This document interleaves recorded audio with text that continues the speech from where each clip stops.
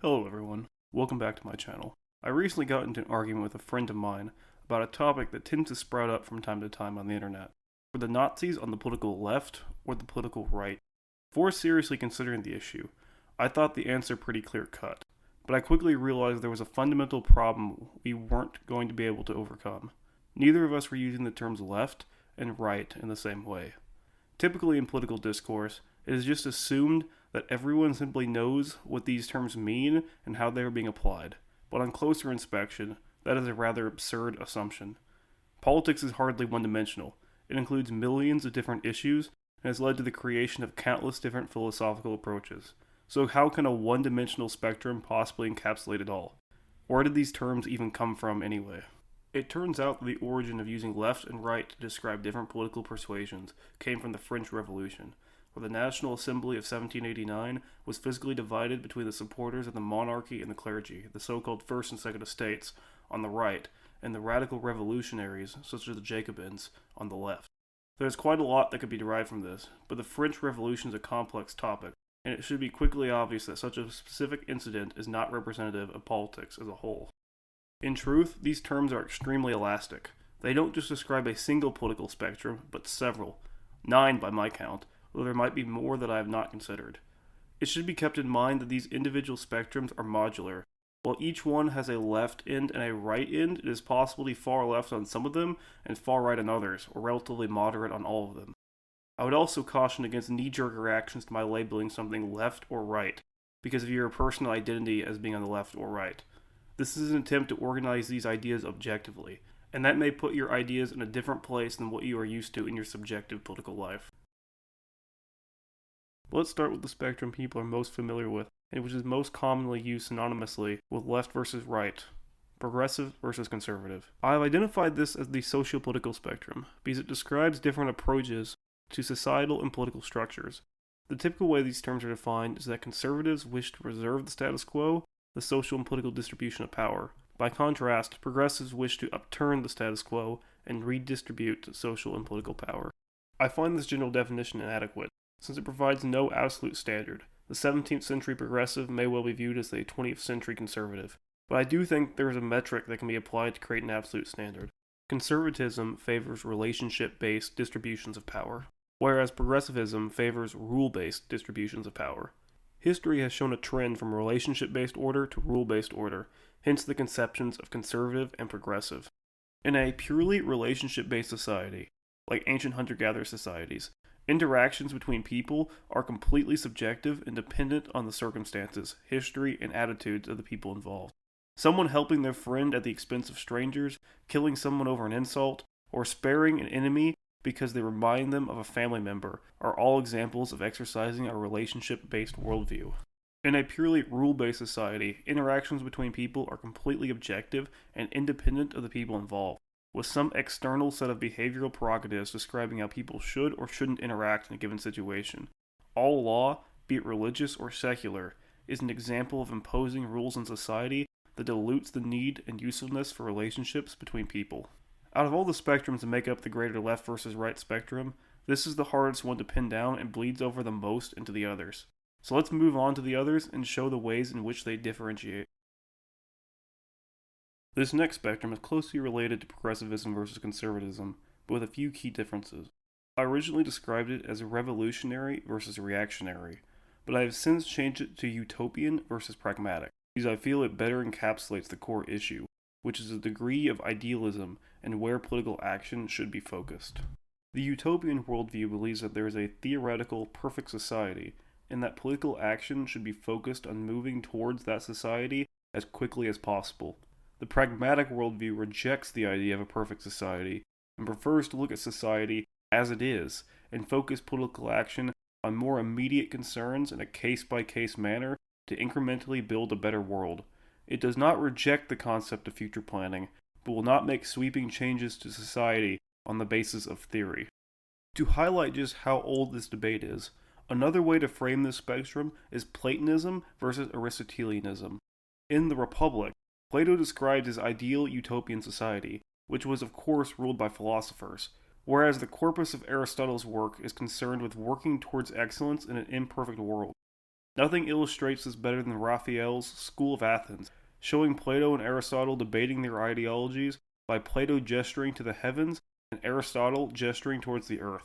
The fact that Plato is dressed in red and Aristotle in blue is particularly ironic 500 years later.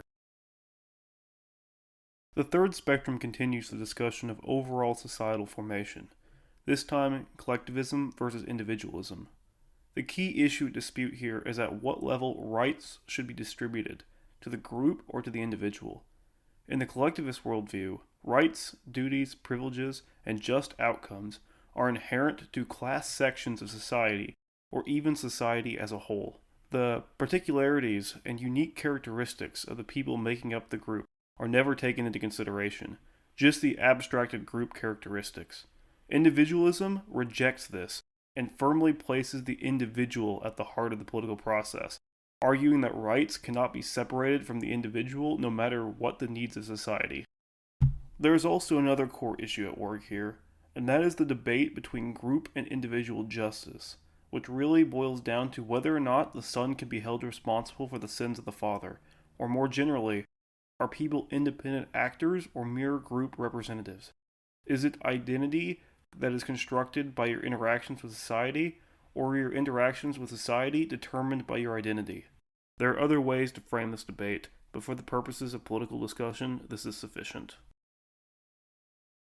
The fourth spectrum continues on a similar theme from the last one, except instead of asking about rights, it asks about responsibilities. It can be broken down into freedom versus duty, a question of whether or not people should base their actions on some higher standard of review. It is important to not conflate this with the question of compulsion, though some who fall very strongly on the side of duty would probably agree with some amount of coercion. Instead, it should be thought of as a question of moral judgment and individual choices. The argument of the right is that there are things that people have a moral obligation to do, or in some cases avoid doing. Common topics of the modern discourse are abortion, drug use, and flag burning, along with a whole host of others. The duty argument is often one of restraint and abstinence, and also one of judgment. In contrast, the argument of the left is the far more liberal do what feels good. They argue that people should be liberated from oppressive moral restraints that are socially constructed, and that if anything can be labeled as good, it would be rebelling against such tyranny. The last of the purely social spectrums, this next one, equality versus hierarchy, looks at the ways in which people place themselves in accordance with one another in regards to power and prestige. If the third spectrum was primarily about rights, and the fourth spectrum was primarily about responsibilities, then this one can be thought of as primarily about privileges. To summarize it, should some people be privileged in ways that others are not? What can we actually consider to be fair? This is a more complicated question than it may first seem, because privileges can be both natural and artificial.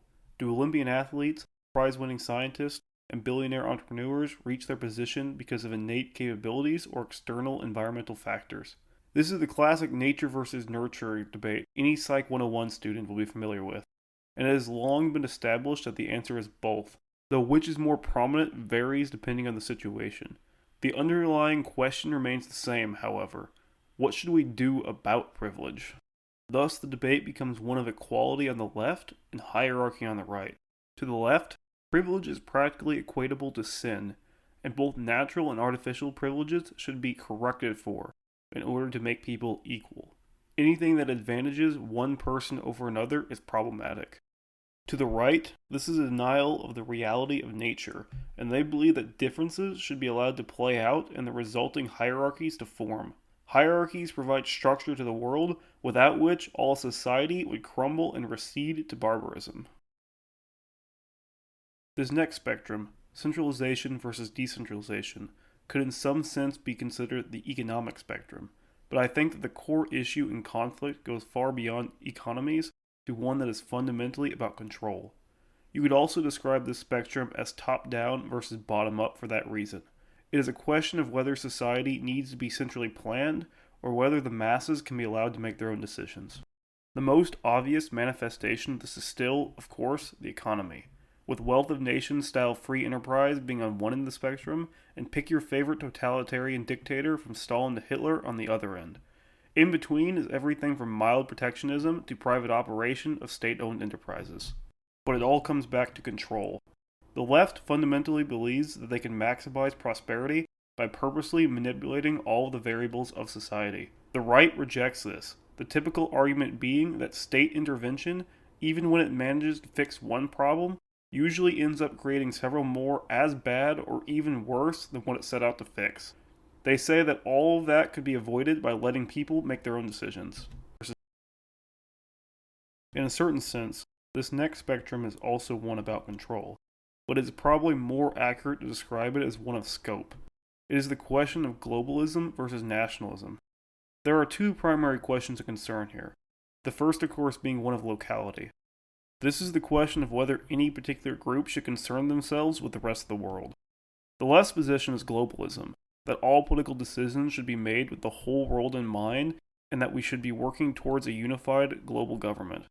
The right rejects this and argues that individual nations and communities should be primarily concerned with their own interests.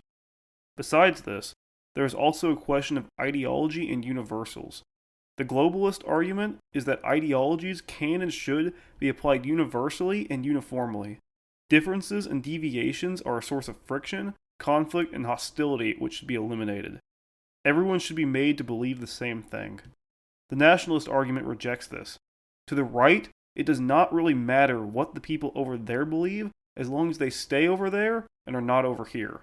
It also means that communities and states have the right to preserve their own cultural identity, excluding people as necessary.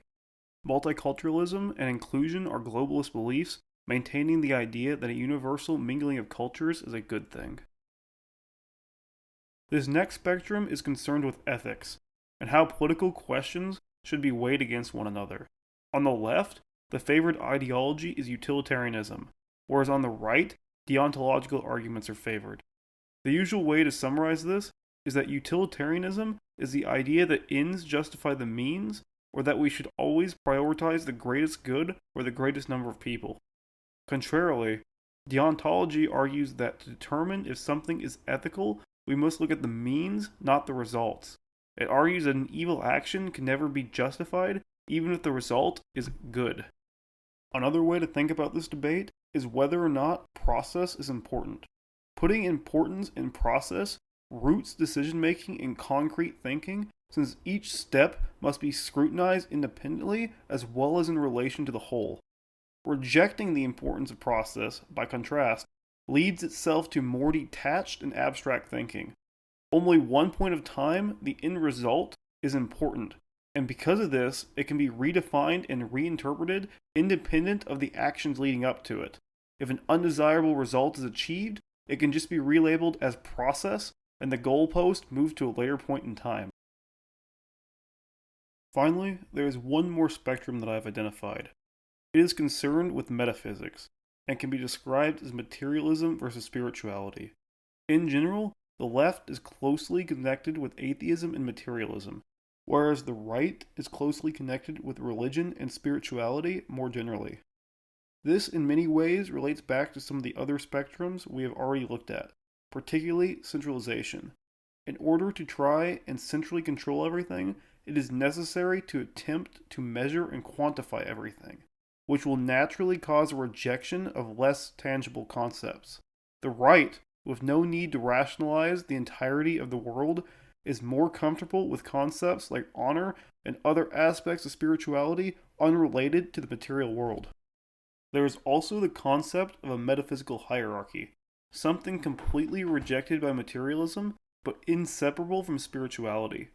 Basically, this can be explained as whether or not a philosophical system can create some form of good and evil and relate them to one another, describing some actions as more good and others as more evil. The left lends itself to more relativism because a rejection of metaphysics in favor of materialism eliminates any ability to create such a hierarchy. The right does not have this issue and is often perceived as moralistic as a result. Now, we can finally go back to the question that started all of this. Were the Nazis a left-wing or right-wing phenomenon? By simply going through the 9 spectrums and making a binary decision of left or right, we find that they were progressive, utopian, collectivist, dutiful, hierarchical, centralized, nationalist, utilitarian, and spiritual. That is a total of 5 left-wing orientations and 4 right-wing orientations. This would indicate that overall it is a bit of a wash, which is probably why the issue has still not died over 70 years later. Those looking to label their political opposition as Nazis can always make use of the most convenient characteristics while simultaneously ignoring the more inconvenient ones. A truly neutral analysis would be forced to admit that such a simple dichotomy does not appropriately capture their ideology, and an aggregate would have to be described as moderates who lean left. There was obviously very little that was moderate about the Nazis, so this should be taken as a warning in regards to the liberal use of political labels without seriously considering the implications. Hello everyone. If you like my work, please remember to like, comment, subscribe, and share it with anyone else you think would be interested. If you didn't like what I had to say, comment that too. Criticism is always welcome. If you're watching on YouTube, you might want to consider following me on Rumble, BitChute, or Odyssey as well, links to which can be found below. Lastly, if you really like my content, please consider helping me monetarily. Links to my Patreon and Subscribe Star down below, as well as a PayPal link for one-time donations. Regardless, thank you for watching and have a wonderful rest of your day.